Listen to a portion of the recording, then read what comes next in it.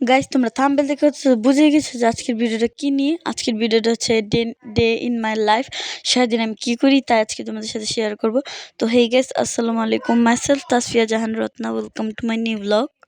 তো গাইস এখন এই সকাল সকাল আমি চাটা গরম করে নিচ্ছি, কারণ সবাই আমার আগে চা খেয়ে ফেলছে, এই জন্য পরে আমি গরম করে খাচ্ছি। আর গাইস তোমাদের দেখে ঠিকই যে আমি শুধু চা খাচ্ছি, আসলে না, আমি চার সাথে বিস্কুট ভিজায় তারপরে এভাবে খাই, কারণ এভাবে খেতে আমার খুবই ভালো লাগে।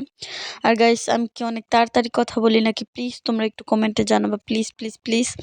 তারপরে যে এখন দেখো এই এই গাছটার নাম মেবি হবে যে প্ল্যান্টেড গাছ, এরকমই কিছু একটা হবে। এই গাছটার নাম জেনে থাকলে বলে যেও।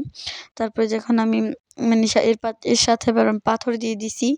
আর গাইস এই চারাটা আমি কিনছি, গাইস এটা আমি নার্সারি থেকে কিনে আনছি মাত্র 10 টাকা দিয়ে। তোমাদের বিশ্বাস নাও হতে পারে, কিন্তু এটি সত্যি। আর গাইস এটা কিন্তু আমার স্কুলের পাশেই, যে বাগানটা আছে ওখান থেকে কিনে আনছি। গাইস ওইখানেও খুব অল্প দামে পাওয়া যায়, কারণ মনে করেন যে অনেক সুন্দর সুন্দর ফুলের গাছ আছে, ওগুলোর দাম মাত্র 20 টাকা। ফুলের টব অনেক গাছে আছে সেখানে। তারপরে যে ভাপা পিঠা খাচ্ছি, যেহেতু শীতের সিজন, সবাই টুকটাক পিঠা খায়, এই জন্য আমিও ভাপা পিঠা খেয়ে নিচ্ছি। গাইস আমার কিন্তু পিঠার ভিতরে ভাপা পিঠাটা একটু ভালো লাগে। গাইস তারপরে যে এখন দুপুরের খাবারটা খেয়ে নিচ্ছি। আম্মু মুরগি মাংস রান্না করছিল, কিন্তু ওইটার ক্লিপ নিতে আমার মনে নাই। তারপরে যখন যে এই ছোট মাছটা আছে ওইটার ভুনা দিয়ে খাচ্ছি। আর এই ভুনাটা কিন্তু খুবই মজা হয়, এই ভুনাটা আমার দাদু রান্না করছে, অনেক মজা হয় দাদুর হাতের এই ভুনা রান্নাটা।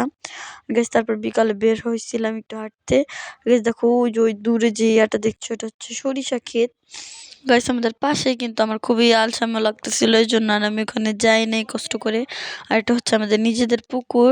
গাইস এখন যেহেতু শীতকাল, পুকুরটা একদম শুকায় আছে। আর গাইস এটা হচ্ছে আমাদের বাসার যে ইয়াটা আছে, উঠান, ওইখান থেকে দেখা যায় এটা, এই দৃশ্যটা। আর গাইস এই যে যেখানে দেখছো ওই মাটিগুলো চাকাগুলো, ওটা হচ্ছে আমাদের ভেন্ডি গাছ। ওটা কিন্তু আমরা নিজেরাই চাষ করছি। যদি ভেন্ডি গাছ বড় হয় তাহলে তোমাদের সাথে শেয়ার করব।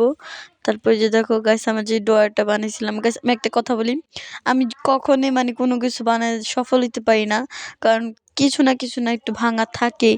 আর কোনো রেসিপি হোক অথবা কোনো কিছু বানানো হোক।